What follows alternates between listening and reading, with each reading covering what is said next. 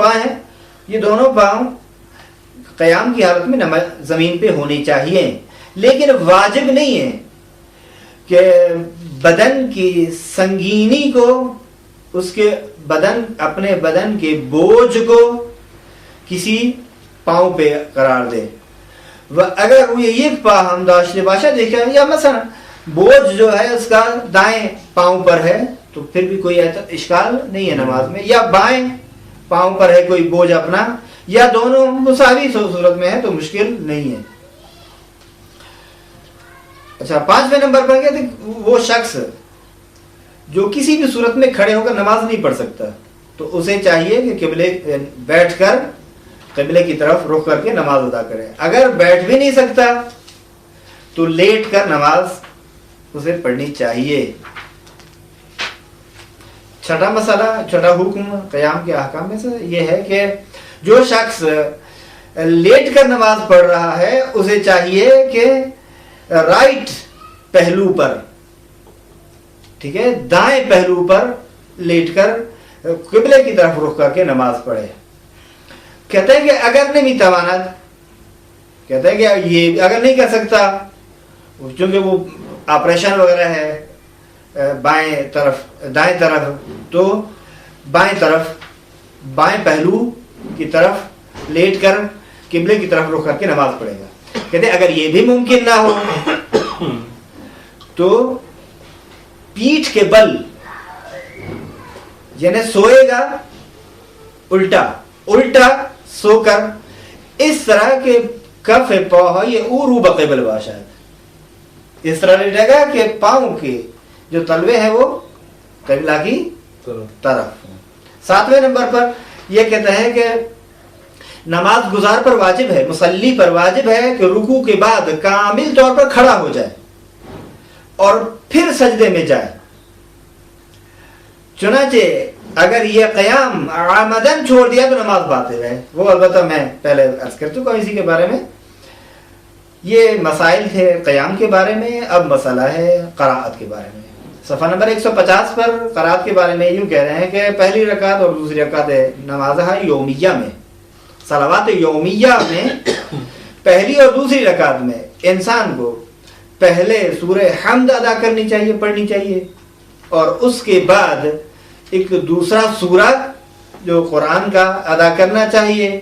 یہاں نیچے 2 اسٹار لگائے ہیں، اور 6 نمبر پر جو بحث ہو رہی تھی وہاں بھی ایک اسٹار لگایا ہے. وہ یہ ہے کہ کسی کے خابید نماز می خاند باید به پہلوی راست رو به قبله بخاند، اس پر بھی باید پہ ایک اسٹار ہے.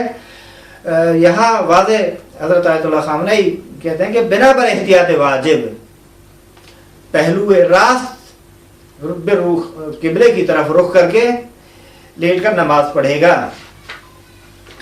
یہاں جو بحث ہو رہی ہے اس کی قراءت میں، یہاں جب ہم کہیں کہ پہلی رکعت میں سورہ حمد اور اس کے بعد ایک سورہ دوسرا کاملاً پڑھے گا، آدھا سورہ نہیں، قابل قبول نہیں ہے. مثلا یہ سورہ بقرہ شروع کر چکا ہے اور سورہ بقرہ ختم ہونے کا نام ہی نہیں لے، تو اس طرح کے سورہ کو نہیں پڑھنا چاہیے اسے جو پڑھ کے تھک جائے، یا مثلا وہ پھر یاد بھی نہ ہو. وہ سورہ جو یاد بھی ہے وہ پڑھ بھی سکتا ہو، اور اگر نہیں پڑھے کاملاً تو پھر نماز کیا ہے اس کے بارے میں بیان کریں گے.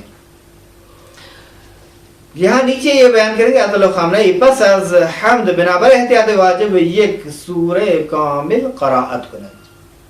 احتیاط واجب کی بنا پر وہاں احتیاط واجب نہیں ہے، وہاں صاف فتویٰ ہے. فتویٰ یہ ہے کہ پہلی اور دوسری رکعت میں نماز یومیہ جو واجب نماز ہیں، واجب یومیہ نماز میں پہلی اور دوسری رکعت میں انسان سورہ حمد پڑھے سب سے پہلے، اور اس کے بعد ایک مکمل قرآن کا سورہ قراءت کرے گا، پڑھے گا، تلاوت کرے گا اس کی. یہاں احتیاط واجب کی بنا پر کہا ہے، وہاں احتیاط واجب نہیں ہے. آگے مثلا تیسری اور چوتھی رکعت میں باید سورہ حمد یا تسبیحات اربع میں سے کوئی چیز. تسبیحات اربع کتنی مرتبہ پڑھنی چاہیے؟ کہتے ہیں 3 مرتبہ تسبیحات اربع، اور اگر 1 مرتبہ بھی پڑھی جائے تو بھی کافی ہے. اور تسبیحات اربع کیا ہے؟ یا تو سورہ حمد پڑھ رہا ہے بسم اللہ الرحمن الرحیم الحمدللہ رب العالمین والضالین تک پہنچ گیا، ٹھیک ہے، یہ پڑھے چلا گیا رکوع میں، ٹھیک ہے. یا اگر یہ نہیں پڑھے تو پھر یہ کہے سبحان اللہ، ٹھیک ہے، والحمدللہ ولا الہ الا اللہ واللہ اکبر. کیوں کہتے ہیں اس کو تسبیح عربہ؟ کیونکہ 4 مرتبہ اللہ کی تسبیح ہو رہی ہے اور اللہ کا نام 4 مرتبہ ذکر کیا جائے.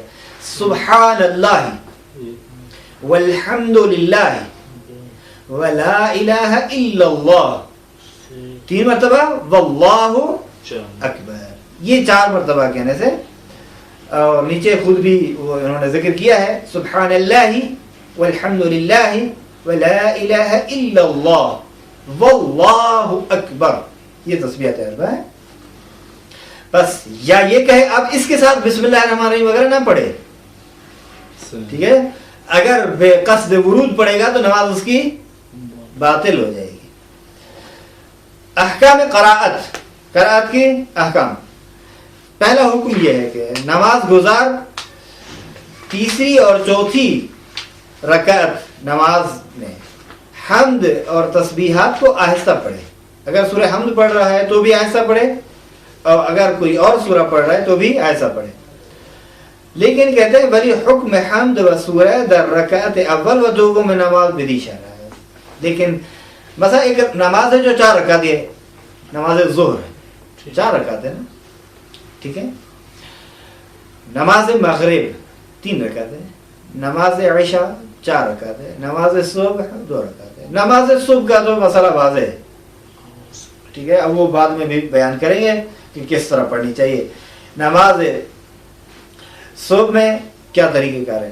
لیکن جو تیسری رکعت ہے، مثلا نماز مغرب کی تیسری رکعت ہوتی ہے، یا نماز ظہر کی تیسری رکعت ہے، یا نماز عصر کی تیسری رکعت ہے، یہ وہ نماز عشاء کی چوتھی رکعت، تیسری رکعت، یہ ان نمازوں میں ہوتے ہیں.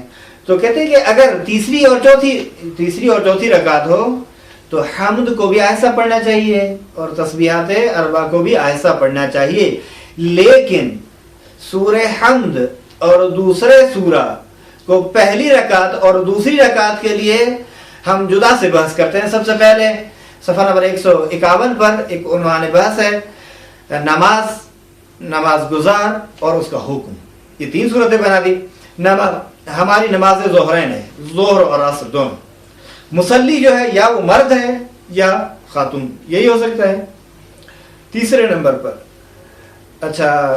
نماز دوسرے نمبر پر نماز مغرب کی ہے یا عشاء کی ہے یا صبح کی ہے، ٹھیک ہے. تو اب حکم کیا ہے اس کا؟ کہتے ہیں نماز ظہر کی ہو اور عصر کی ہو، نماز پڑھنے والا مرد ہو یا عورت ہو، تو دونوں کو چاہیے کہ یہ آہستہ پڑھیں گے، ٹھیک ہو. اچھا، یہ کس کی بات ہو رہی ہے؟ پہلی اور دوسری رکعت کی، تیسری اور چوتھی کی نہیں ہے، اس کا حکم بیان ہو چکا. اچھا، اب یہ کہہ رہے ہیں کہ نماز جو ہے وہ مغرب کی ہے، عشاء کی ہے یا صبح کی ہے. تو پڑھنے والا اگر مرد ہے، ٹھیک ہے، تو نماز کو جہرن پڑھے گا اور بلند آواز سے پڑھے گا. اگر خاتون ہے تو پھر اس کی تفصیل یوں ہے کہ اگر کوئی نامحرم اس کی آواز کو نہیں سن رہا تو بلند آواز سے پڑھ سکتی ہے. اگر کوئی سن رہا ہے تو احتیاط واجب کی بنا پر اسے نماز آہستہ پڑھنی چاہیے. مثلا ایک خاتون ہے، ایک عورت ہے جو نماز گزار ہے، مصلی ہے، وہ نماز صبح پڑھنا چاہتی ہے، ٹھیک ہے. اور نماز صبح گھر میں پڑھنا چاہتی ہے، گھر میں کوئی بھی نامحرم نہیں ہے، سب اس کے اپنے ہیں. مثلا یا بیٹا ہے یا شوہر ہے یا بھائی ہے، یہ چونکہ نامحرم نہیں ہے، یہ سب محرم ہے اس کے.